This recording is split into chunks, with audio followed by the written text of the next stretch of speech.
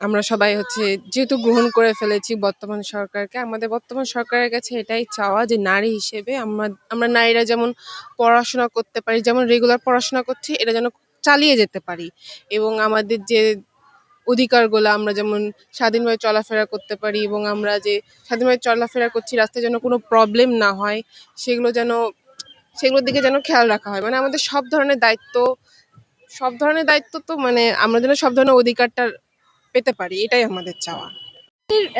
প্রত্যাশা এই যে নারীদের মর্যাদা, নারীদের সম্মান, নারীরা যে পুরুষের থেকে কোনো অংশে পিছিয়ে নাই, এটা কিন্তু বিভিন্ন সেক্টরে প্রমাণ হয়ে গেছে।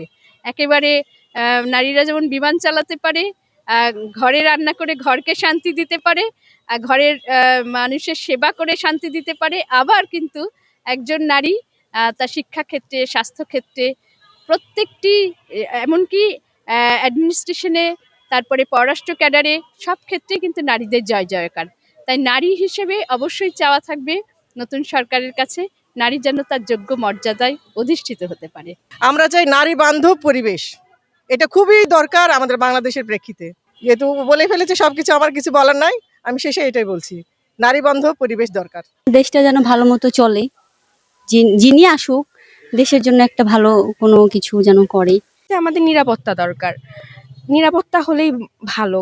সকালবেলা আমরা যদি দূরের জায়গা থেকে আসি তাহলে মানে সেই টাইমে বাসাতে ফেরত যাওয়া, রাস্তা ফাঁকা, আব্বু আম্মু ছাড়তে চায় না আমাদেরকে।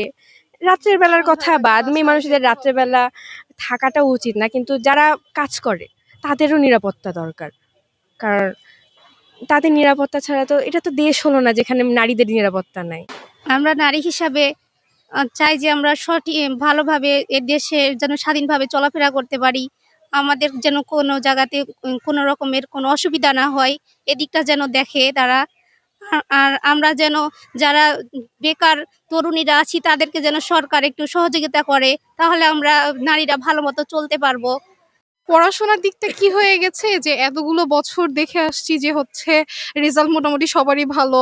লাস্টবার এইচএসসি তে দেখলাম 25-এর যে হঠাৎ করে রেজাল্ট এত ডাউন হয়ে গেল। আমরা এইচএসসি 26 ব্যাচ, তো সেখানে কেমন মানে কি হবে, অনেকেই তো বলছে যে এর আগের থেকে আরো অনেক বেশি খারাপ হবে। তো হঠাৎ এত বেশি পরিমাণে লো না দিয়ে এত মানে আমাদের মধ্যে এত টেনশন, এত অ্যাংজাইটি, এত ডিপ্রেশনের মধ্যে দিয়ে দিন যাচ্ছে এখন, যে এগুলো সব জানি একটু ঠিকঠাক হয়, হঠাৎ করে যেন রেজাল্ট এত খারাপ না হয়, অ্যান্ড এত প্রেশার যেন স্টুডেন্টদের উপরে না হয়।